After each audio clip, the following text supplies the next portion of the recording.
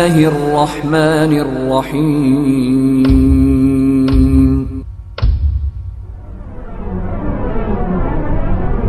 اس خطبہ جمعہ کے اندر انشاءاللہ تعالی عزیز دین سے دوری اور اس کا علاج کے موضوع پر گفتگو کی جائے گی. قبل اس کے کہ میں اپنے موضوع کی وضاحت کروں، ہم یہ جان لیں کہ دین کے معنی کیا ہوتے ہیں.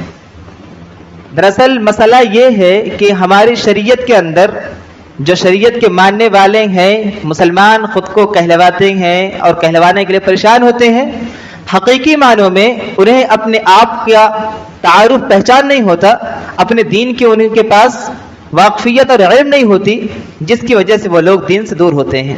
تو سب سے پہلے ہم اپنے موضوع کی ایک ایک الفاظ کی وضاحت جان لیں کہ دین کے معنی کیا ہوتے ہیں. اگر ہم قرآن مقدس کو پڑھتے ہیں تو ہم جب سورہ فاتحہ کی تلاوت کرتے ہیں تو آیت نمبر 3 کے اندر اللہ سبحانہ تعالیٰ کیا فرماتا ہے؟ مالک یوم الدین. کیا فرماتا ہے؟ مالک یوم الدین. اللہ سبحانہ تعالیٰ اپنی تعریف کرتے فرماتا ہے کہ اللہ وہ ہے جو قیامت کے روز کا فیصلے کے دن کا مالک ہے. معلوم یہ ہوا کہ دین کا ایک معنی ہوتا ہے فیصلے کا دن، مراد قیامت. دوسری دلیل اللہ سبحانہ تعالیٰ نے سورہ انفطار آیت نمبر 19 کے اندر ارشاد فرمایا کہ وما ادراک ما یوم الدین ثم ما ادراک ما یوم الدین یوم لا تملک نفس لنفس شیئا والامر یومئذ للہ. یہاں پر بھی اللہ سبحانہ تعالیٰ نے فرمایا، سوال کیا لوگوں سے کہ تمہیں کیا خبر، دین کیا ہے، بدلے کا دن کیا ہے، تمہیں کیا معلوم؟ ثم ما ادراک ما یوم الدین. پھر اللہ نے سوال کیا کہ تاکید پیدا کرنے کے لیے اس میں کہ تمہیں حقیقت میں نہیں معلوم کہ قیامت کا دن کیا ہے، اس کی ہولناکی کیا ہے، خطرناکی کیا ہے. آگے اللہ نے اس کا جواب دیا یوم لا تملک نفس لنفس شیئا والامر یومئذ للہ، کہ قیامت کا دن وہ ہے، فیصلے کا دن وہ ہے، یوم الدین وہ ہے کہ جس روز کوئی بھی کسی کا کوئی کام نہیں آ سکتا. یوم لا تملک نفس لنفس شیئا، ذرہ برابر بھی کچھ بھی ایک آدمی دوسرے کا کام نہیں آ سکتا، اور اس روز صرف اور صرف اللہ رب العالمین کی حاکمیت چلے گی، کسی اور کی وہاں پر بات نہیں چلے گی، نہیں سنی جائے گی. بہرحال تو دین کے معنی کیا ہے؟ ایک فیصلے کا دن. دوسرا معنی کیا ہے؟ اللہ سبحانہ تعالیٰ نے قرآن مقدس کے ارشاد فرمایا ان الدین عند اللہ الاسلام، سورہ آل عمران آیت نمبر 19 کے اندر، ان الدین عند اللہ الاسلام، بلا شک و شبہ اللہ کے نزدیک دین اسلامی ہے. آسان الفاظ میں کہہ لیں کہ اللہ کے نزدیک دین کیا ہے؟ اسلامی ہے. یہاں پر دین کے کیا معنی ہے؟ دین کے معنی ایک ہوتا ہے ضابطہ، قانون، لاہ عمل. اور یہاں اس آیت کے اندر اللہ تعالیٰ نے یہی بیان فرمایا کہ اللہ کے نزدیک جو لاہ عمل، جو قانون، جو ضابطہ سب سے زیادہ محبوب ہے، مطلوب ہے، وہ کیا ہے؟ اسلام کا ضابطہ ہے، اسلام کا قانون ہے، اس کے سارے لاہ عمل ہیں. اور دوسری دلیل اس کی مشہور آیت سورہ مائدہ کی آیت نمبر 3، اليوم اکملت لکم دینکم واتممت علیکم نعمتی ورضیت لکم الاسلام دینا. اللہ سبحانہ تعالیٰ نے جب موسم حج کے اندر آیت کا نزول کیا تھا کہ آج میں نے تمہارے دین کو تمہارے لیے مکمل کر دیا، اپنی نعمتیں تم پر تمام کر دی. اور اسی آیت میں آگے فرمایا وَرَضِيتُ لَكُمُ الْإِسْلَامَ دِينًا، اور میں راضی ہو گیا تمہارے لیے اسلام سے بحیثیت دین کے، یعنی دین کا جو لاہ عمل ہے، جو دین، جو ضابطہ اسلام کا ہے، میں اس سے راضی ہوں. یہی یہاں ہمارے یہاں قابل قبول ہے. معلوم یہ ہوا کہ اب اگر کوئی آدمی، کوئی بھی انسان، کوئی بھی مسلمان اگر دین اسلام کے لاہ عمل کو چھوڑ کر کے کوئی اور قانون، کوئی اور ضابطہ، کوئی اور لاہ عمل اپنے زندگی کے اندر نافذ کرتا ہے، اس پر عمل پیرا ہوتا ہے، تو وہ اللہ کے یہاں قابل قبول نہیں ہوگا. دلیل سورہ آل عمران کی آیت اللہ سبحانہ تعالیٰ نے فرمایا 85 نمبر کی آیت میں وَمَن يَبْتَغِي غَيْرَ الْإِسْلَامِ دِينًا فَلَن يُقْبَلَ مِنْهُ وَهُوَ فِي الْآخِرَةِ مِنَ الْخَاسِرِينَ. فرمایا کہ وَمَن يَبْتَغِي غَيْرَ الْإِسْلَامِ، جو اسلام کے علاوہ کوئی اور دین تلاش کرے، جو اسلام کے ضابطے کے علاوہ کسی اور ضابطے پہ عمل کرے، جو اسلام کے قانون کو چھوڑ کر کے اپنے خود ساختہ قانون کو بنا کر کے اس پر عمل پیرا ہونے کی کوشش کرے، اللہ نے کہا فَلَن يُقْبَلَ مِنْهُ، اس سے کچھ بھی قبول نہیں کیا جائے گا. ساری کی ساری زندگی وہ عمل کر لے اپنے بنائے ہوئے اصول کے مطابق، اللہ نے کہا فَلَن يُقْبَلَ مِنْهُ، اس کا کچھ بھی قبول نہیں کیا جائے گا، میرے یہاں اس کا کوئی بھی عمل قابل قبول نہیں ہے. اور آگے فرمایا وَهُوَ فِي الْآخِرَةِ مِنَ الْخَاسِرِينَ، اور وہ آخرت کے روز، کل قیامت کے روز نقصان اٹھانے والوں میں سے ہوگا، خسارہ اٹھانے والوں میں سے ہوگا. امید کی دین کا معنی معلوم ہو گیا ہوگا. ایک معنی دین کا ہوتا ہے قانون اور ضابطہ، اور دوسرا معنی ہوتا ہے فیصلے کا دن. آگے بڑھتے ہیں. اب اس دین سے دوری کیوں ہے؟ دین سے دوری اور اس کا علاج میرا موضوع ہے. تو دین سے دوری، کیا حقیقت میں ہم لوگ دین سے دور ہیں؟ کیا ہمارا سماج واقعی میں دین سے دور ہے؟ کیا مسلمان یہ امت مسلمہ حقیقت میں دین سے دور ہے؟ جی ہاں. اگر ہم اس کا جائزہ لینا چاہتے ہیں، اگر ہم محاسبہ کرنا چاہتے ہیں، تو اپنے سماج کے اوپر ہم بس سرسری نگاہ دوڑا لیں. ہر ایک کو بٹھا کر کے ایگزام اور سوال پوچھنے کی ضرورت نہیں ہے. اپنے سماج کے اوپر ہم تائرانہ اس سے اوپر سے نگاہ ڈال لیں کہ کون کتنے پانی میں ہے. آپ کو احساس ہو جائے گا کہ ہم دین سے کتنے دور ہیں. ہمارا مسلمان، ہماری قوم امت مسلمہ دین سے کتنے دور نکل چکی ہے، اس کا آپ اندازہ نہیں لگا سکتے. مجھے سمجھ نہیں آ رہا کہ میں دین سے دوری کے کون سے پہلو کو بیان کروں. ہر معاملے میں دین سے دوری، چاہے وہ عبادات کا معاملہ ہو، چاہے وہ کسی عملیات کا معاملہ ہو، عمل کرنے کا معاملہ ہو، یا کوئی معاملات لین دین کا معاملہ ہو، تجارت کا معاملہ ہو، یا پھر کھانے پینے کا معاملہ ہو، رشتہ داری اور حقوق کو ادا کرنے کی معاملات ہو، کوئی بھی معاملہ ہو، ہر معاملے میں، ہر فیلڈ میں ہم دین سے دور ہیں. ہم دین سے دور ہیں. لین دین کا مسئلہ آتا ہے تو ہم چاہتے ہیں کہ لے زیادہ اور دے کم. کھانے پینے کا مسئلہ آتا ہے تو ہم چاہتے ہیں کہ بس کھانا ہے، حرام حلال کچھ بھی ہو. حقوق کا معاملہ آتا ہے تو ہم یہ نہیں دیکھتے کہ سامنے کھڑی میری ماں ہے، میرا باپ، میرا بھائی، میری بہن کون ہے، ہم اس کو نہیں سمجھتے، بس ایک لاٹھی سب کو ہم ہانکنا شروع کر دیتے. اسی طریقے سے اور بھی عبادات کا معاملہ آتا ہے تو ہم کتاب و سنت کو چھوڑ کر کے اپنے خود ساختہ بنائے ہوئے ائمہ کو، اپنے خود ساختہ بنائے ہوئے پیر ولی کو اپنا امام سمجھ بیٹھتے ہیں، اور قرآن و حدیث کو ہم چھوڑ دیتے ہیں. ہر جگہ ہم دیکھیں، اگر غور کریں تو دین سے دوری موجود ہے.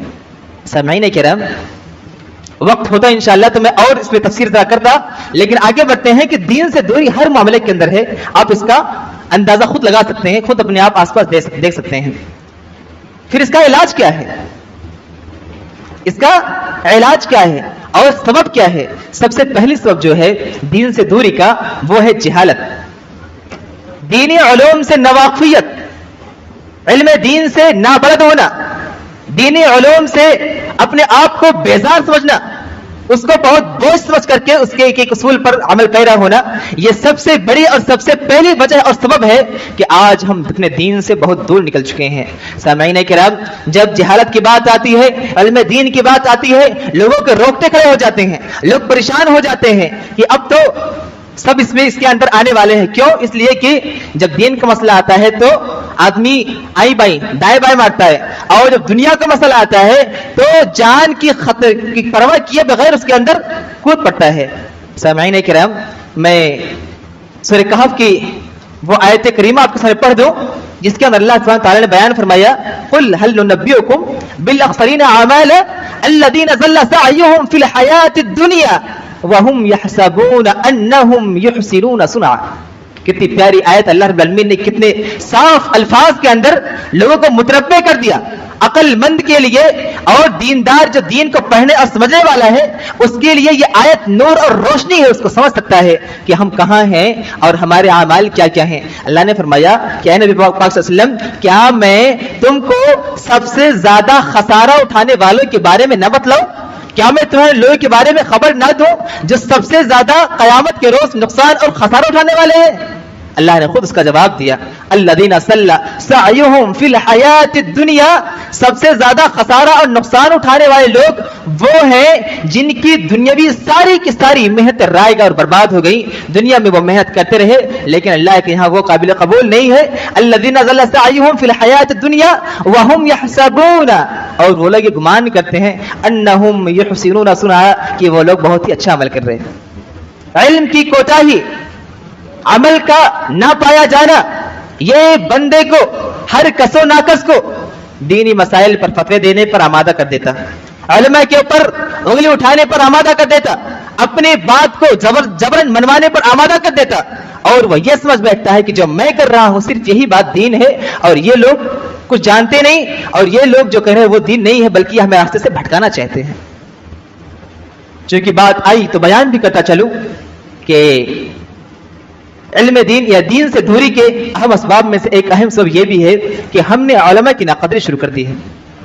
हमने उलमा की तौहीन, उनकी तज़लील, उनकी तहक़ीर को अपना शिया बना लिया है, और हर दूसरे तीसरे को न जाने कहां से यह हक पहुंच जाता है कि वो उलमा के ताल्लुक से बेबाक होकर बिला झिझक ज़बानें खोलता है, फैसला करता है, सर्टिफिकेट बांटता है, कौन अच्छा कौन खराब, किसकी बात सुनो किसकी बात ना सुनो। और अफसोस और हद उस वक्त होती है जब ये फैसला करने वाला, ये फैसले करने वाले या सर्टिफिकेट बांटने वाले दीन के दाल से भी वाकिफ नहीं, शरीयत के शीन से भी वाकिफ नहीं, इल्म के आइन से भी वाकिफ नहीं, और लोगों के दरमियान फैसला करने बैठ जाते हैं कि कौन अच्छा कौन बुरा। सामईन किराम, ये पूरी उम्मत का मसला है। अगर इस उम्मत मुस्लिमा ने अपने उलमा के ताल्लुक से अपने अमाल का तस्फिया नहीं किया, अपने तरीके को दुरुस्त नहीं किया, वल्लाह वो ऐसा दिन भी आने वाला है कि तुम्हारे दरमियान तुम्हारा जनाजा मौजूद होगा, कोई जनाजा नहीं पढ़ने वाला मिलेगा। अगर इस अमल को आपने तर्क नहीं किया, उलमा के ऊपर लान तान बंद नहीं किया, तो याद रखना तुम्हारे यहाँ मैयत पड़ी रहेगी। बच्चा जवान होकर के हराम खोरी के तरीके से, गलत तरीके से अपनी ख्वाहिशात को पूरी करेगा, निकाह पढ़ाने वाला कोई आलिम नहीं मिलेगा आपको। अगर यही तरीका आपका रहा, पूरी उम्मत का तरीका अगर यही रहा, तो याद रखना वो दिन भी आएगा कि तुम्हारा बच्चा दुनिया के अंदर आएगा, उसके कानों में सबसे पहले अजान देने वाला मौलवी नहीं होगा, उसके कानों में तुम्हारे घरों में बजने वाली सीढ़ी और सांस की आवाज जाएंगी। सामईन किराम, इसलिए बहुत ही हसास मामला है, इस पर आपको गौर फिर करना चाहिए और सोचना समझना चाहिए कि हम किसके लिए बोल रहे हैं, किसके ताल्लुक से बोल रहे हैं। अब्दुल्लाह इब्न मुबारक रहमहुल्लाह अलैह बयान क्या करते थे, कहा करते थे, मन इस्तखफ़ बिल उलमाई ज़हबत आखिरतहु, जिसने उलमा की तौहीन की, जिसने उलमा के बारे में ज़बाने तान दराज किया, जिसने उलमा की तहक़ीर की, उनके बारे में बात की, उसने अपनी आखिरत को बर्बाद कर दिया, उसने अपनी आखिरत को गंवा दिया। लिहाजा हमें और आपको चाहिए कि हम कम से कम ये देखें कि हम कौन हैं, सामने वाले इसके बारे में हम बात कर रहे हैं वो कौन है, उसके बाद गुफ्तगू की जाए। और खास तौर से कोई भी आलिम हो, ला गलती करने वाला हो, गलती सबकी गलती होती है, लेकिन उसके साथ इस बात का ध्यान होना चाहिए कि कम से कम मुझसे तो वो सामने वाला अच्छा है, उसकी गलती को हाईलाइट किया जाए और अपनी गलती को दबा दिया जाए। ऐसा ये दोगलापन रवैया अख्तियार नहीं करना चाहिए। और उलमा के मकाम की कदर मंजिलत क्या है, ये वही समझ सकता है जो इल्म दीन से जुड़ा हुआ है, जो कुरान और हदीस का तालिब है, पढ़ने वाला है, वही समझ सकता है कि अल्लाह उसके रसूल ने उलमा का मकाम क्या अता किया है। एक दो आयतें गालिबन हर किसी को मालूम होंगी, इन्नमल उलमा वरसतुल अंबिया, कहीं पर अल्लाह सुब्हानहू व तआला ने कहा इन्नमा यख्शल्लाह मिन इबादिल उलमा, कहीं पर अल्लाह रब्बुल आलमीन ने उलमा की सरबुलंदी को बयान करते हुए फरमाया कि अल्लाह रब्बुल आलमीन से डरते हैं तो उसके आलिम बंदे, यरफ़इल्लाहु अल्लज़ीना आमनु मिनकुम वल्लज़ीना ऊतुल इल्म दरजात, जो लोग दीन के इल्म रखते हैं अल्लाह उसके दर्जात को बुलंद कर देता है।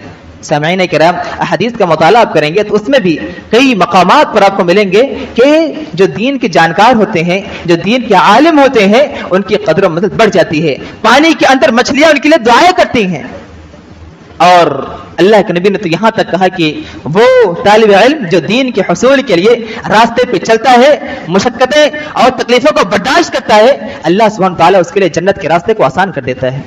अब इससे बढ़कर के क्या मकाम, क्या फजीलत हो सकती है। और जब बारी हमारे समाज की आती है, मुस्लिम कौम की आती है, अवामुन नास की आती है, तो वो उनका जो ट्रीट और उनका जो तरीका होता है उलमा के ताल्लुक से, उसको बयान नहीं कर सकता। मैं सामईन किराम, बहरहाल मैं बयान ये कर रहा था कि दीन से दूरी के असबाब में से एक सबब ये भी है, जहां पर जहालत है वहीं पर उलमा की तौहीन, तहक़ीर, तज़लील, इसको हमने अपना शिया बना लिया है, जिसकी वजह से आज उलमा भी अपने हक को अदा करने से हिचकिचाते हैं, पीछे हटते हैं।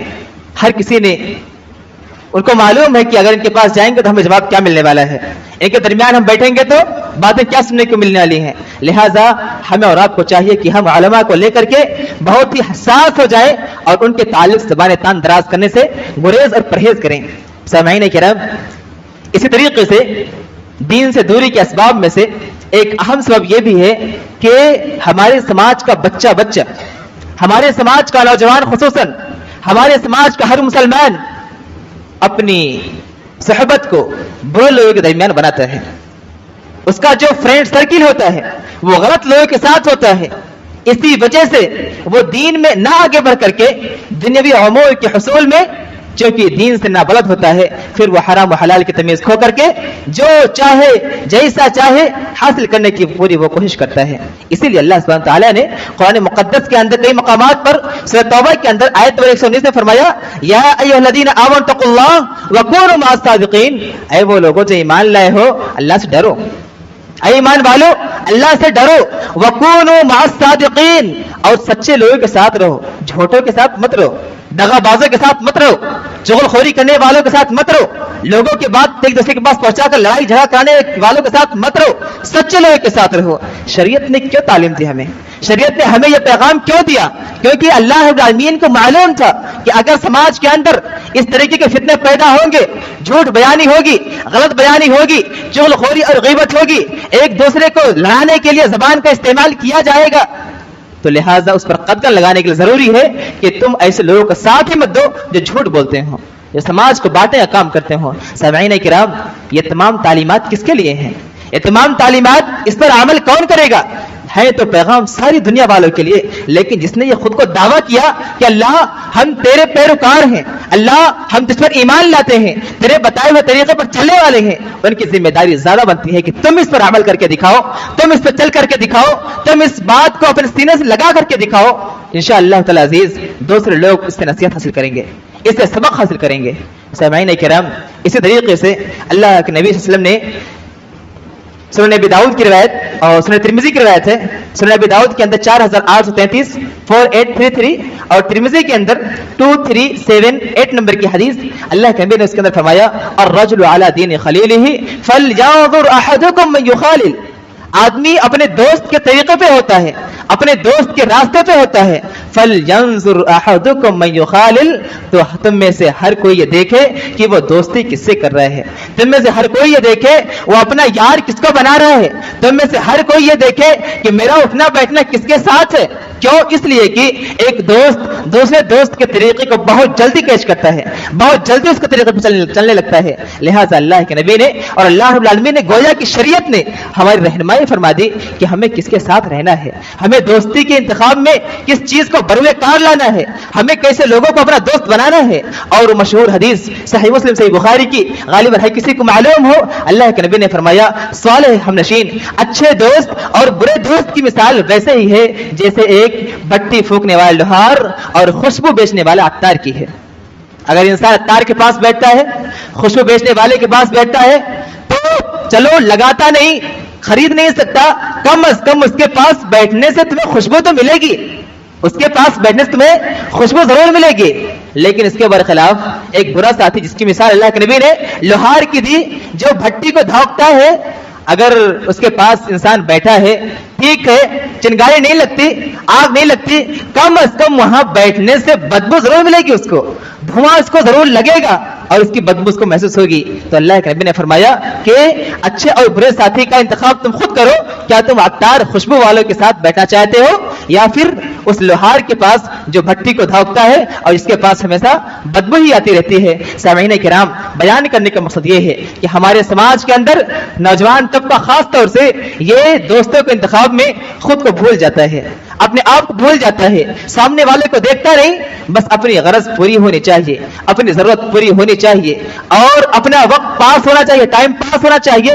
لہٰذا وہ ہر قسم کے معیار کو فلاٹ کر کے، ہر قسم کے حد کو فلاٹ کر کے زندگی بسر کرنے کی کوشش کرتا ہے، جس کا نتیجہ یہ ہو رہا ہے کہ آج پورے کے پورے مسلم سماج کے اندر دین سے دوری بد سے بدتر بیان نہیں کر سکتا، اتنی دوری بڑھتی جا رہی ہے.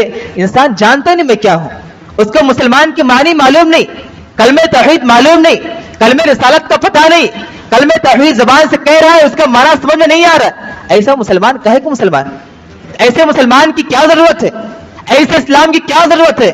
ایسا اسلام اللہ کے ہاں قابل قبول نہیں ہے. اللہ کے نبی نے فرمایا کہ جس نے کلمہ توحید کا اقرار کیا، لا الہ الا اللہ کا اقرار کیا، من عمیق قلبی، اپنے دل کی گہرائی سے، تو جنت میں جائے گا۔ دل کی گہرائی سے آدمی کب پڑتا ہے؟ جب اس کو سمجھ میں آتا ہے، جب اس کو معنی اس کا سمجھ میں آئے گا، تب جا کر کے وہ اس پر عمل کر سکتا ہے اور اس کے دل کے اندر اتر سکتی ہے۔ ورنہ زبان سے تو ایک طوطے کو ہٹا دو، اگر ایک طوطے کو کلمہ ہٹا دو، وہ بھی صبح شام اذان دیتا ہے، کلمہ پڑھتا ہے اور بہت ساری باتیں اس کو سکھا دو تو کہتا رہتا ہے۔ کسی شاعر نے بہت پیاری بات کہی ہے کہ وگر نہ پڑھنے کو تو خاص و عام پڑھتے ہیں، وگر نہ پڑھنے کو تو خاص و عام پڑھتے ہیں، ہزاروں طوطے ہیں کلمہ کلام پڑھتے ہیں، لیکن ایسا زبان سے رٹ لینا یہ کام کا نہیں ہے، یہ فائدہ بخش نہیں ہے۔ اس کے لیے ہمیں عمل کرنا ہوگا، دل کی گہرائی میں اتارنا ہوگا، سمجھنا ہوگا، اور جو اس کے شرائط ہیں، جو اس کے ارکان ہیں، جو واجبات ہیں، جو سنن ہیں، ان پر ہم کو عمل پیرا ہونا پڑے گا۔ سامعین کرام، سماج کے اندر چونکہ دوستوں کے انتخاب میں لوگ غلطی کر جاتے اور یہی دوست جو اس کو برائی پر آمادہ کرتے، اب میں بیان کر ہی دیتا ہوں آپ کے سامنے کہ ایک دوست دوسرے دوست کے درمیان کس طرح ہوتا ہے۔ اچھے کام کے اندر ایک دوسرے کی ہیلپ کرنی ہوتی ہے تو بہت ہی کشمکش کا شکار ہوتا ہے، تذبذب کا، شک و شبہے کا، پس و پیش کا، کروں یا نہ کروں، کروں کیا نہ کروں، میرا پیسہ ڈوب جائے گا، غلط راستے میں چلا جائے گا۔ لیکن اسی کے برخلاف اگر غلط کام میں غلط طریقے پہ اور غلط چیز کے لیے اس کو مدد کرنی ہوتی ہے تو جیب کا دروازہ جیب اپنا کھول دیتا ہے، کتنا فراخ دل ہو جاتا ہے، چل میں تیرے ساتھ ہوں۔ مثال کے طور پہ ایک دوست کو کسی کو سنیما ہال جانا ہے فلم دیکھنے کے لیے، شراب نوشی کرنی ہے، سگریٹ بیڑی پینا ہے، کسی کے اوپر ظلم کرنا ہے، کسی کی عزت کو تار تار کرنا ہے، دوسرا دوست اس کے لیے شانہ بشانہ جا کے کھڑا ہو جائے گا، بالکل اپنے جیب کا منہ کھول دے گا، لے بھائی جو تجھ کو ضرورت ہو کر، تیرا بھائی کھڑا ہے۔ لیکن اسی کے برخلاف جب دین کا مسئلہ آتا ہے، جب نماز کی بات آتی ہے، حرام و حلال کی بات آتی ہے، دین سیکھنے کی بات آتی ہے، وہی دوست اس کا پرایا ہو جاتا ہے۔ دوست کہتا رہ جاتا ہے کہ چل بھائی اذان، نماز کے لیے اذان ہوگی، چل چل تو میں آ رہا ہوں۔ ایسے ہی کسی اچھے کام کے لیے صدقہ خیرات کرنی ہے، غریب لوگوں کی مدد کرنی ہے، ذرا 10 پیسہ نکال، 10 روپے نکال، نہیں آج تو میرے پاس نہیں ہے، کل لے لینا۔ یہ ہم نے ایسا تفریق، ایسا تفرقہ ڈال دیا ہے اور ایسے لوگوں کے ساتھ رہ کر کے کہ ہم نے دین کو سمجھا ہی نہیں، دین کی اہمیت کیا ہے، دین کی عظمت کیا ہے، ایمان کی عظمت کیا ہے، اس کی وقار، اس کا وقار کیا ہے، ہم سمجھ نہیں سکے۔ سامعین کرام، لہٰذا ہمارے اور آپ کے لیے، ہر کسی کے لیے ضروری ہے کہ ہم جب دوست کا انتخاب کریں، ہم اس چیز کو ہمیشہ دھیان میں رکھیں کہ ہم کس کے ساتھ اٹھ بیٹھ رہے ہیں، ہمارا دوستانہ کس کے ساتھ ہے، ہمارا تعلق کس کے ساتھ ہے۔ کہیں ایسا تو نہیں کہ جس کے ساتھ میرا تعلق ہے وہ ہمارے ایمان پر ڈاکہ ڈال رہا ہو، کہیں ایسا تو نہیں کہ جس کے ساتھ ہمارا اٹھنا بیٹھنا ہے وہ ہمیں ایمان سے دور کر رہا ہو، ہمارے دین سے دور کر رہا ہو۔ ہمیں اس بات کا خیال ہونا چاہیے، ہمیں اس پر اچھے سے غور کرنا چاہیے کہ ہم کس کے ساتھ اٹھ بیٹھ رہے ہیں، ورنہ کل قیامت کے روز وہ اپنے دوست کو لے کر کے افسوس کرے گا، قیامت کے روز اپنے ہاتھ کو ملے گا، افسوس کرے کاش کہ میں اس کے ساتھ نہ ہوتا۔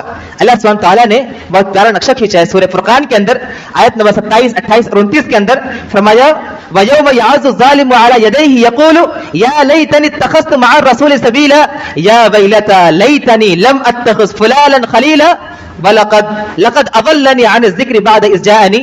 اللہ نے فرمایا کہ وہی جو دنیا کے اندر اپنے دوست کے ساتھ رہا کرتا تھا، جس کا اس کے ساتھ بہت اچھا دوستانہ تھا، یارانہ تھا، وہ کل قیامت کے روز کیا کہے گا؟ اپنے ہاتھ کو چبائے گا، اپنے دونوں ہاتھوں کو چبائے گا اور کہے گا کاش کہ میں رسول کے راستے کو اختیار کیا ہوتا، رسول کے راستے پہ میں چلا ہوتا۔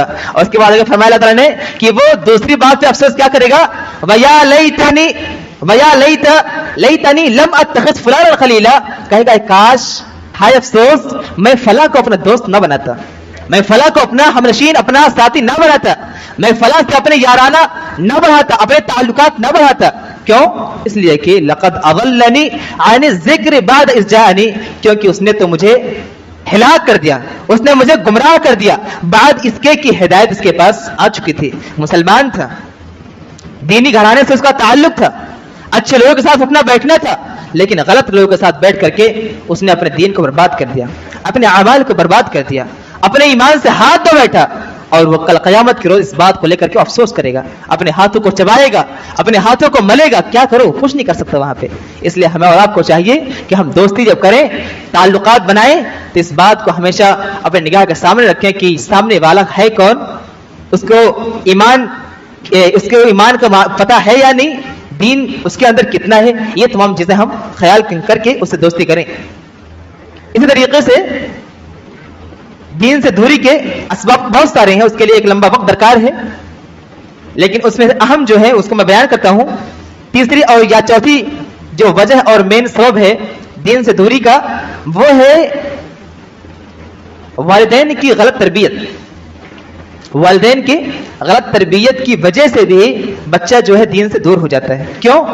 اس لیے کہ اللہ سبحانہ تعالیٰ نے فرمایا کہ وَأْمُرْ أَهْلَكَ بِالصَّلَاةِ وَاصْطَبِرْ عَلَيْهَا، نماز کا حکم دو، خود بھی نماز پہ قائم رکھ. کس کو دینا ہے؟ اپنے آل اولاد کو.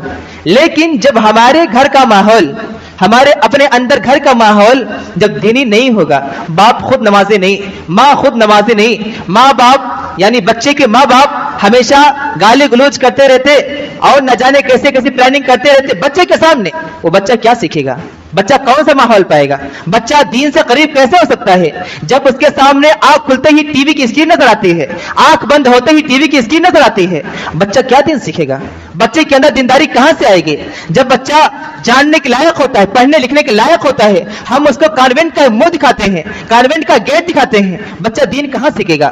جب نماز کا وقت ہوتا ہے ہم بچے کے ہاتھ موبائل چھوڑ دیتا ہے، بیٹا بیٹھ میں نماز پڑھ کے آ رہا ہوں. بچہ مسجد کو نہیں آ رہا، مسجد کا منہ نہیں دیکھا زندگی بھر، وہ دین کیا سیکھے گا؟